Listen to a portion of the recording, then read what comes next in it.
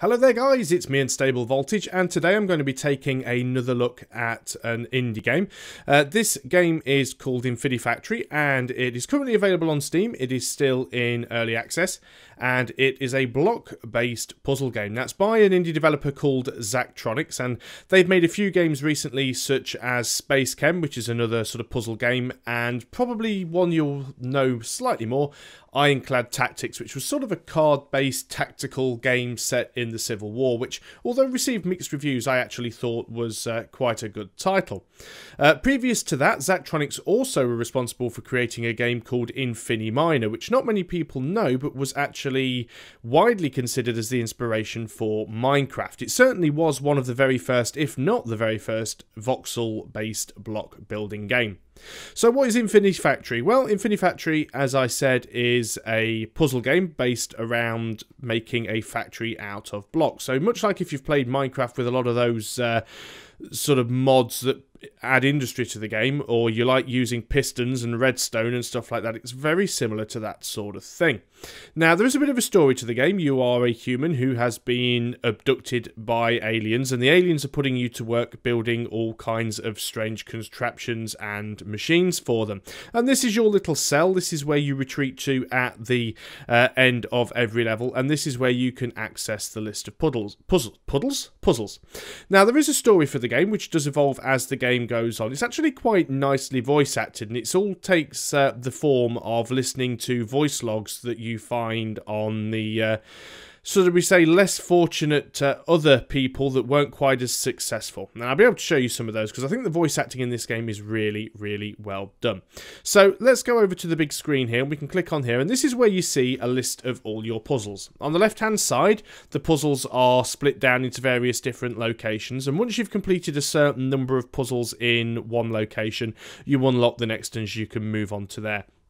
Now, the game in its current state contains, I think it's around or just over 30 puzzles. As you can see, I've done most of them down to here. I have got a little bit, I won't say stuck, although they're definitely getting more difficult, but obviously time is a limiting factor, and some of them do take quite a while to actually go through. Now, with every single puzzle that you have 3 slots for solutions. Now, this is really, really good, and this is one of the first things that I really like about this game. You can actually go and attempt to do the solution for one of the puzzles. And when you are successful, it will actually tell you the footprint of the factory, which is basically how many blocks you used in a certain manner. It doesn't exactly count the number of blocks themselves, but how much space you take up. And the number of cycles, which is how long it takes things to get from one end of the puzzle to the other, which is something that I will explain when we go into the first puzzle. But what it also allows you to do is at any point you can go back into a previous solution and try and refine it, or you can just go and start again from scratch and try a completely different solution. And one of the things I really like is you get this histogram, which shows you what your score is compared to the people on your Steam's friend list, and it also shows you what your sort of best score is compared to the sort of overall player base for the game. So if we just go into this very first training puzzle, and I'm going to go to create a new solution. Another thing I like about this game as well is it has really, really fast loading times. You can actually start this game up in just a few seconds, certainly on my system. And if you exit the game from absolutely any point, whether it's from within the menu system, within the cell, or even if it's actually from within the puzzles themselves, next time you log in exactly where you were before, and it just carries on. It's a very, very good game if you just want to drop in, have a crack at a puzzle, log out, and then a little bit later on you decide, okay, let's have another go. Just takes a few seconds to get back in, and that is a really, really nice thing with this so far.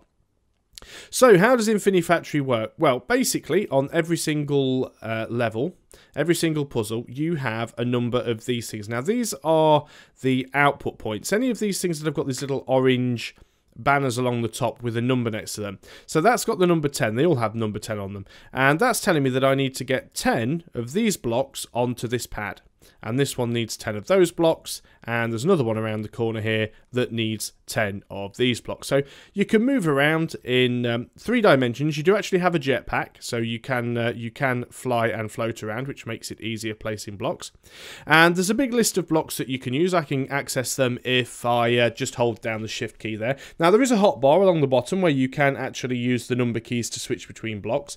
One complaint I do have about it is that I think it could do with an extra couple of slots on there sometimes, because some of the puzzles, particularly the puzzles later on, do require the use of sort of 10, 11, 12 different blocks to solve. So it might be nice if the 0, minus and plus keys were actually used to make that menu a little bit bigger.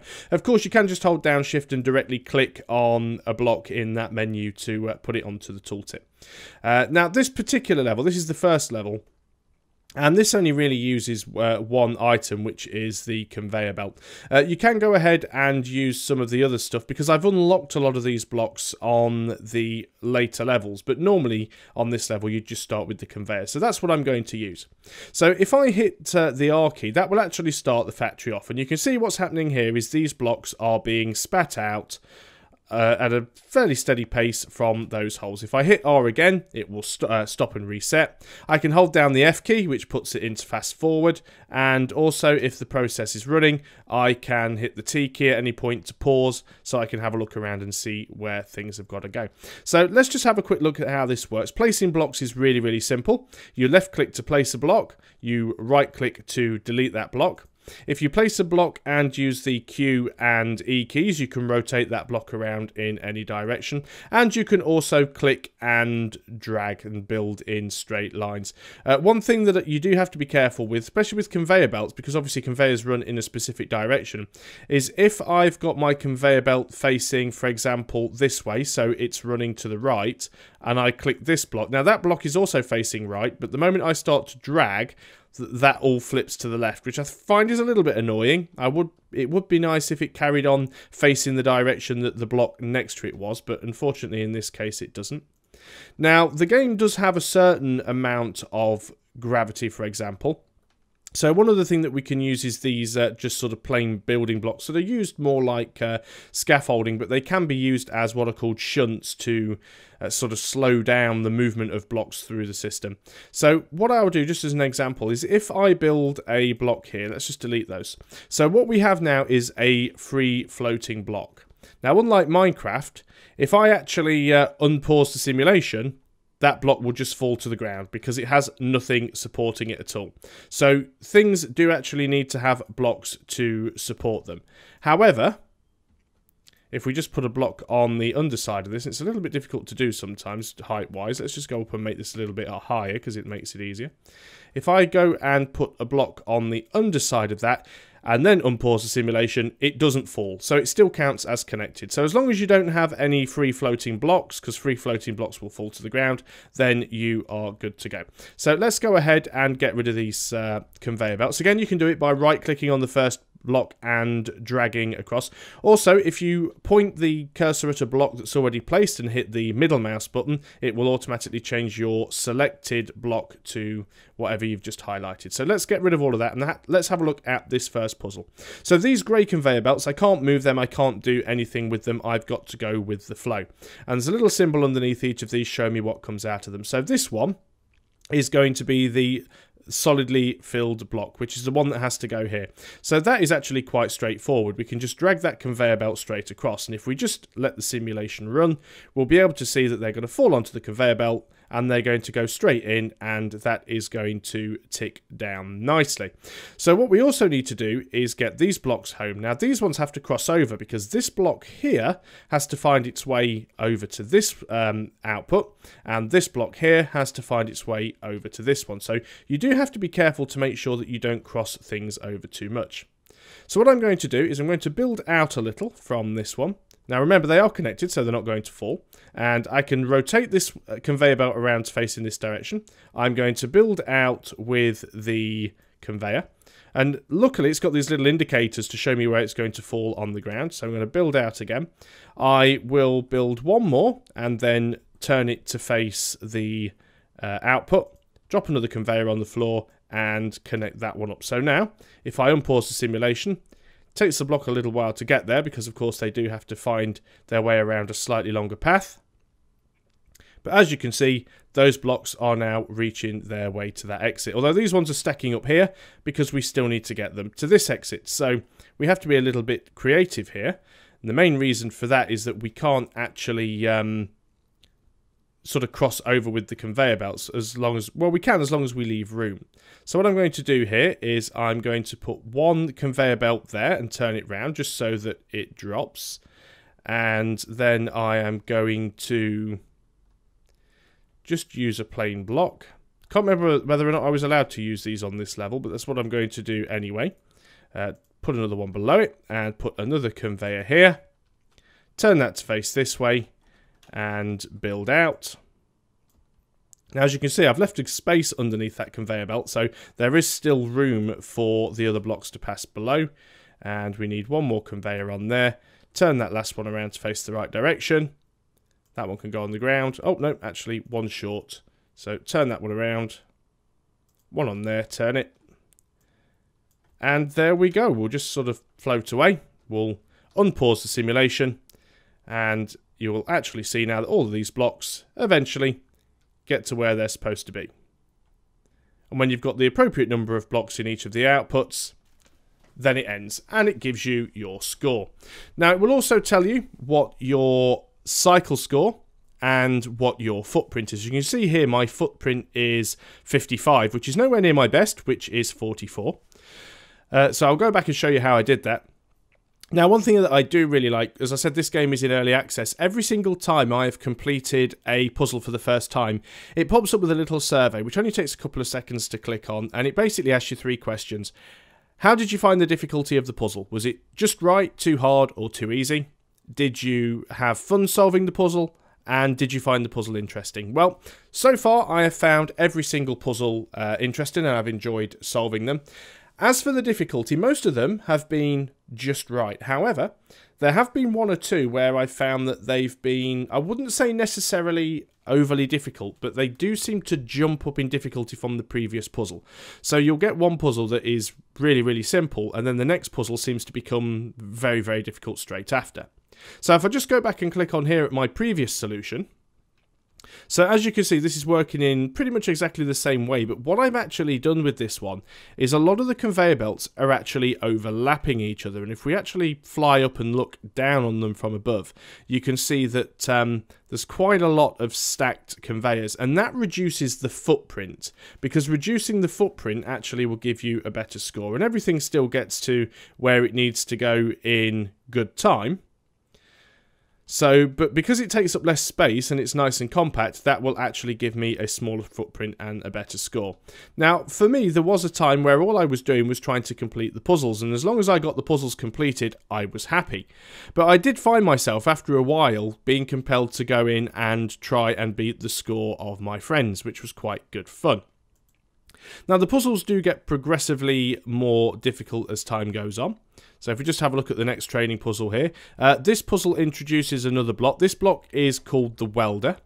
And what this basically does is it allows you to take 2 different blocks and fix them together in one. Like that, they get connected when they pass it under the welder, and then they move on to the output. So if you have several blocks that have to move on to the output together, they do have to be welded. The other good thing with it is because blocks are actually welded together, you only need to have the conveyor belt under one block. So even though this block is sort of hovering over the air, gravity still keeps it on the conveyor belt, and that goes in. So you get these little instructions. These are our alien overlords that basically tell us what to do, but it's showing us how the welders work and how to pass things through a welder. Now, on a lot of these levels, although I don't know if they're on the training levels, I'm just going to have a quick scout around, you will often find the bodies of some of the other people that were abducted by the aliens, and I can't see any of them at the moment. I'll keep looking around. So have a quick look at the list of blocks. Like I said, some of these do unlock as time goes on, and there's a good variety of things in there. Now, there isn't hundreds and hundreds of blocks, but you don't really need them. We've got the basic platform and the conveyors.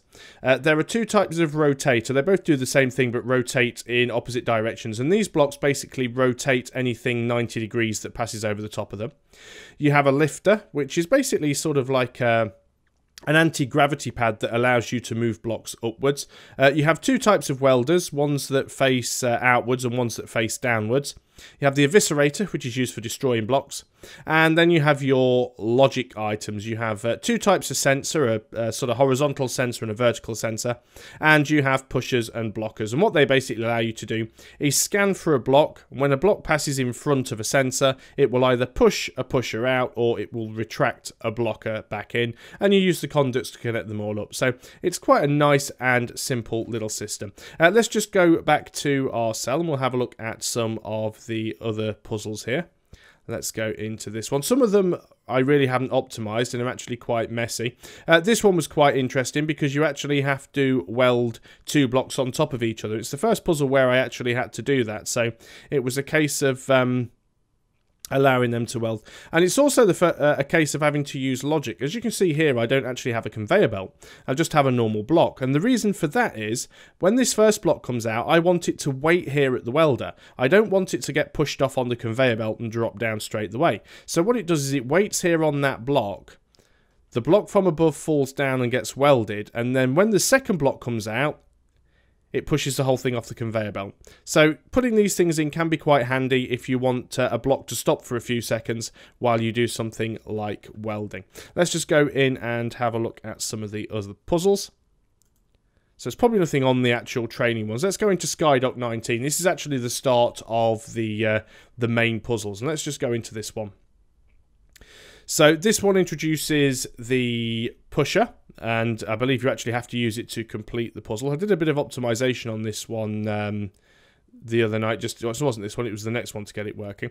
But as you can see, this conveyor belt goes all the way up to the wall. So I was just using a pusher. This is the way a pusher works. It scans for a block. The scanner's on the top, and when it scans for the block, the pusher pushes the blocks around. Got to be careful because obviously I don't want to show you guys every single one of the puzzles in the game. But these are just some of the very early ones. And once you unlock a block type, it will actually go through and tell you what the block does and how the blocks work.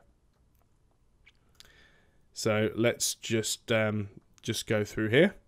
As you can see, these ones are becoming a little more complicated because this one actually has two different... One block comes out, and that one block has to be welded together in 3 and also welded together in 2 and go into 2 different outputs. So I've got quite a little elaborate system here of sensors and pushers and conveyor belts and welders that push everything off, and that works quite nicely. So I was saying about the story of this game and the voice acting. The voice acting I actually think is really, really good.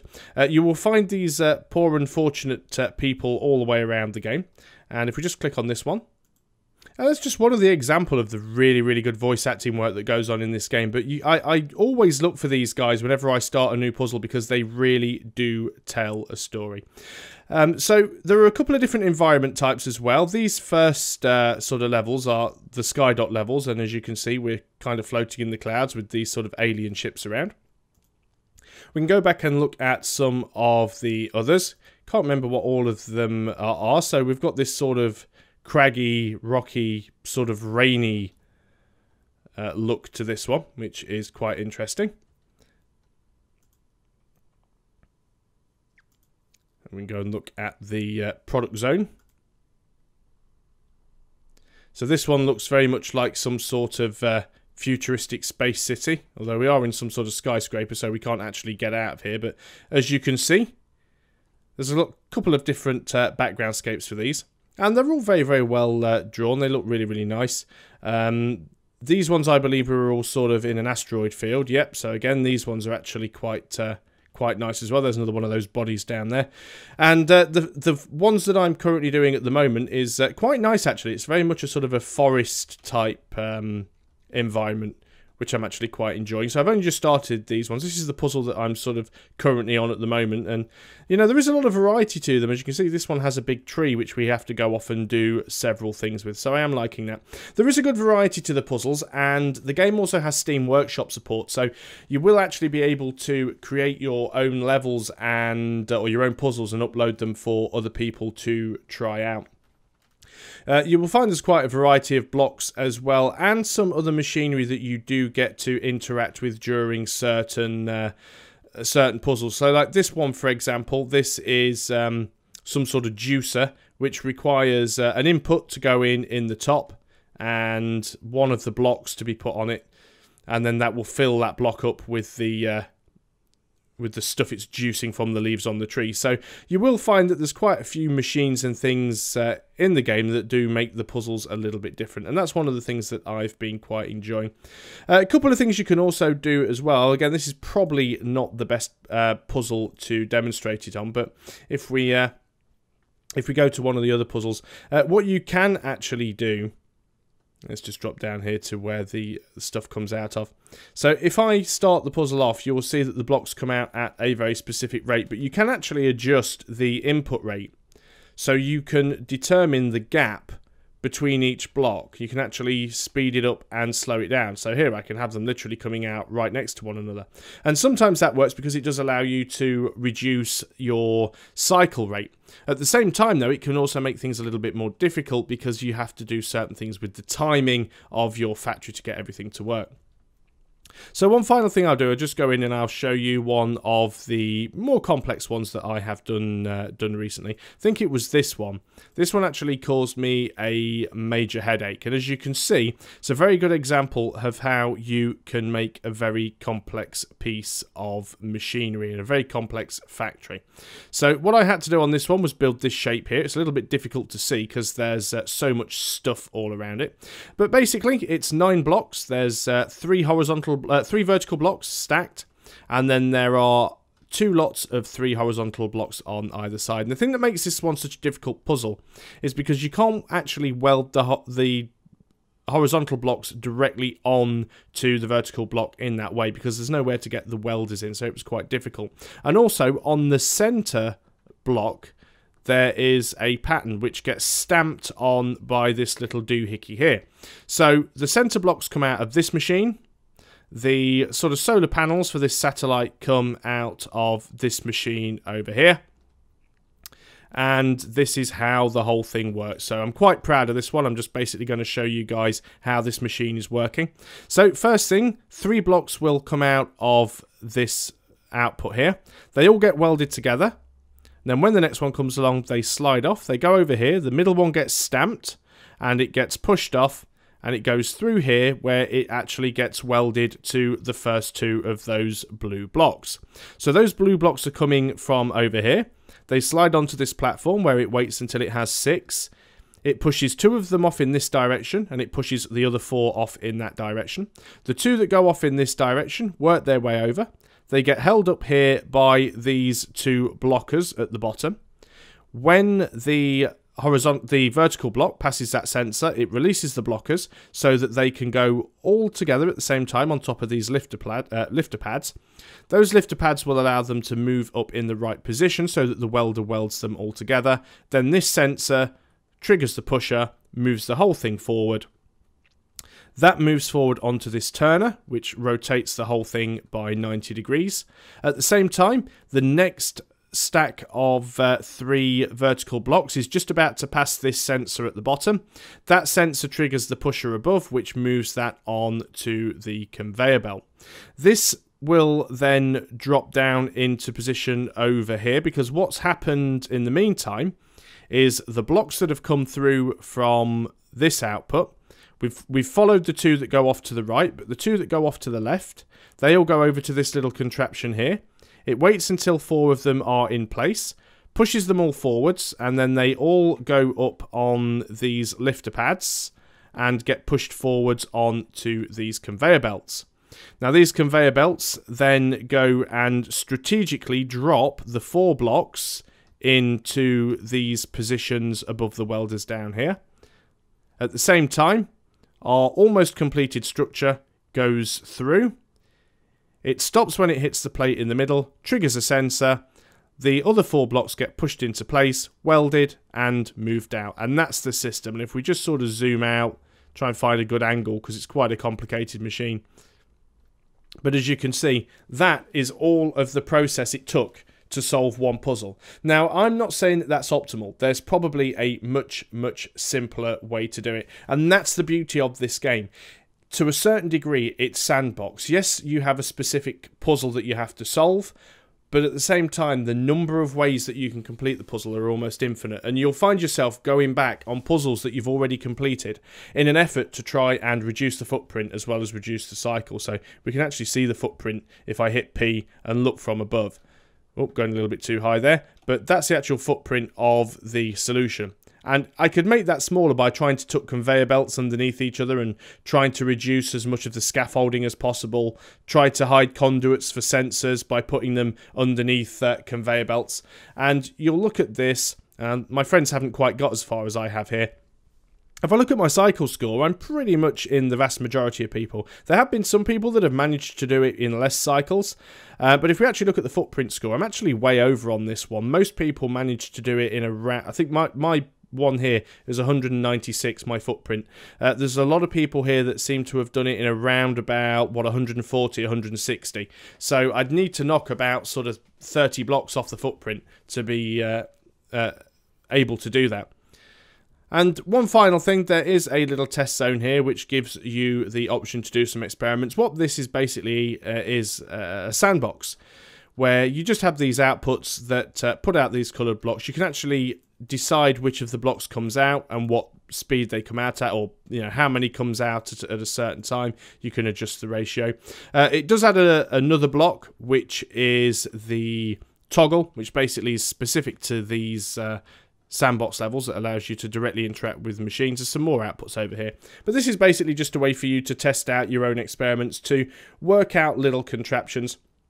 One thing I have found myself doing is working out little sort of submachines made up of a collection of blocks that I've used as a solution for several different puzzles. So you'll get one puzzle and you think, well, I know how to do this part of it because I've already done something similar on a previous level. And another thing you can do, of course, is, as I said, once you've actually gone through the game and you start to unlock some of the more advanced blocks, you can then go back and use those advanced blocks on levels you've already done to try and optimize them a little bit more. So there's quite a lot of replayability value to this as well, and especially with the Steam Workshop support that is going to allow people to create their own levels. One thing that I will say, one problem I do have with it a little bit, is the distance at which you can actually place blocks. Now, it's great. Unlike Minecraft, you don't have to be within sort of like 2 blocks of something to place a block, which is useful, because if I want to just do a massive conveyor belt that runs sort of from one end of the room to the other, it's very, very easy for me to do that. Very, very quick.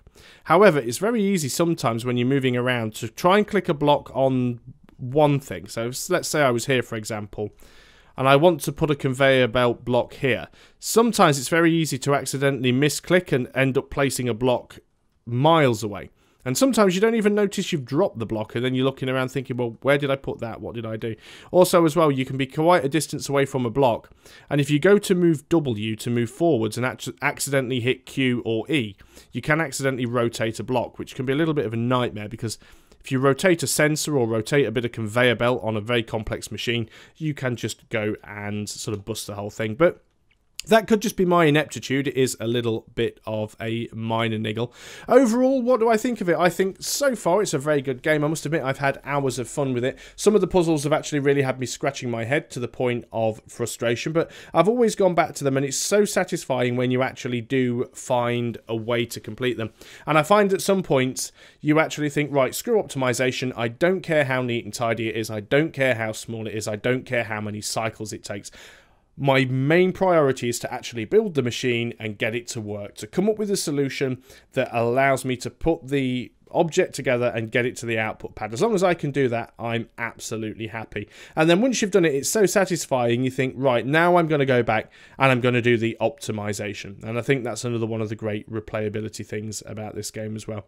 That said, the aesthetic of the game, I mean, it's a block-based puzzle game. How good do you expect it to look? For what it is, the blocks are very, very serviceable. The game runs really, really well. No problems at all with performance.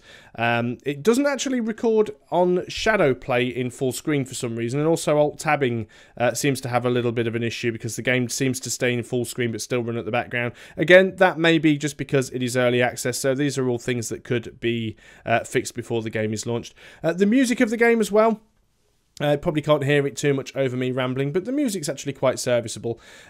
Another little annoying niggle is with the sound effects. If we just go in and actually have a look at the options here, you can see we have a few sliders. We've got a master audio slider, and then we've got music and voice. Now, one thing we don't have here is a sound effect slider, and particularly ambient sound effects, because there are some machines that do actually create quite a lot of noise. You've also got field of view, camera wobble, and mouse sensitivity. You can bind all the controls, which is really, really nice. No real graphics settings needed. The game doesn't really need them, to be honest, because of the way it runs. But as I was saying, if we just go back in, and if you look at something like welders, probably can't hear them too much, but some of the items do give off a little bit of a hum, and there's definitely a pulsating throb in the background on most of the puzzles, and that can get quite tedious, because the only way to get rid of it is to completely reduce the master volume down, which is a little bit of a shame. But what I would say is, if you like puzzle games and you like being able to build with blocks, then you might actually want to check this out. It's currently £17.99 in British pounds on Steam, which I think is a slight discount because it's just been released on early access. I will put the link below in the description, so you can go to the Steam store page or Zachtronics page. I'll actually link straight to the developer, so you can go and have a look as well. But this has been Infinifactory, ladies and gentlemen, and I've enjoyed it. It's been a lot of fun, so you might want to go and check it out. So thanks a lot for watching, guys. I'll see you on the next video. Until then, goodbye for now.